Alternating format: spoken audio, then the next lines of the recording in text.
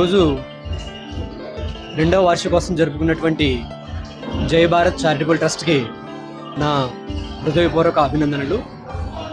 2 సంవత్సరాల క్రితం నలుగురు వ్యక్తులతో ప్రారంభమైనటువంటి సంస్థ ఇంతెంత ఒటిడింత అన్నట్టుగా ఈరోజు ఇంత పెద్దగా ఆవిర్భవించి ఇన్ని సోషల్ కార్యక్రమాలని జరుపుతుండడం నిజంగా ఆనందదాయకమైన విషయం.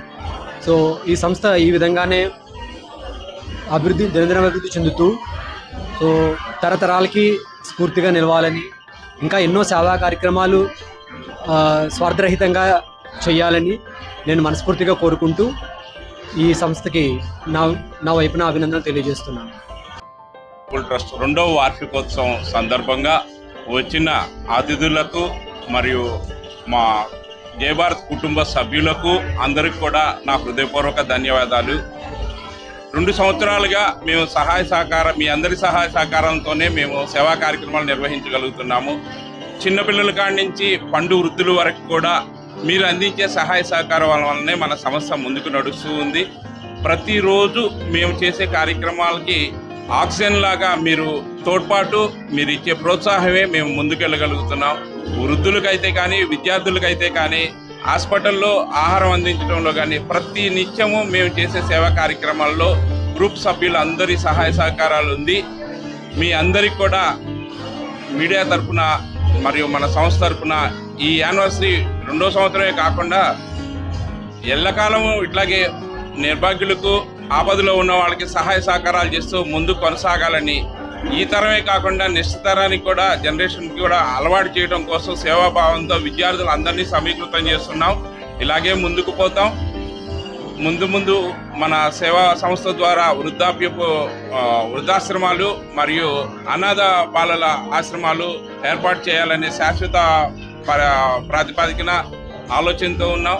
ఆ ఉద్దేశంతోనే ముందుకెళ్తూ ఉన్నాం.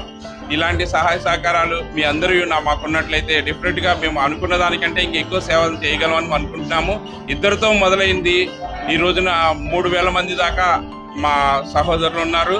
అలాగే మా సోషల్ మీడియాలో 10,000 మంది దాకా వచ్చారు. మీ అందరికి కూడా మమ్మల్ని ప్రోత్సహిస్తున్నందుకు మా సంస్థ తరఫున, నా తరఫున హృదయపూర్వక ధన్యవాదాలు. అందరికీ నమస్కారం. జై భారత్ చారిటబుల్ ట్రస్ట్ పెట్టి 2 సంవత్సరాలు పూర్తయింది. ఈ ట్రస్ట్ ద్వారా ఎంతోమంది పేద ప్రజలకి ఆహారం అందడం కానీ, రక్తదానం చేయడం కానీ ఎంతో సర్వీస్ చేస్తూ ముందుకెళ్తున్నారు.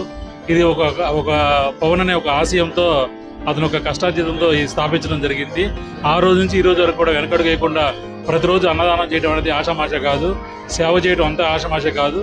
ఈ సేవ ప్రతి ఒక్క పేద ప్రజలకి ఒక రోజు అన్నం పెడుతుందంటే ఈ సంస్థకి నిజంగా మనం అప్రిషియేట్ చేయాలా. ఇలాంటి సంస్థకి మనం ఎంకరేజ్ చేస్తూ ఇలాంటి సంస్థలని మనం ముందుకు తీసుకెళ్లాల్సిన బాధ్యత మన పైన ఉంది. ఎందుకంటే ఒక వ్యక్తి ఒక ఆశయంతో పెట్టినప్పుడు ఆ ఆశయాన్ని నడిపిస్తాకి ఒక 2తో స్టార్ట్ అయ్యి ఈరోజు 300 మందితో సాగుతుంది.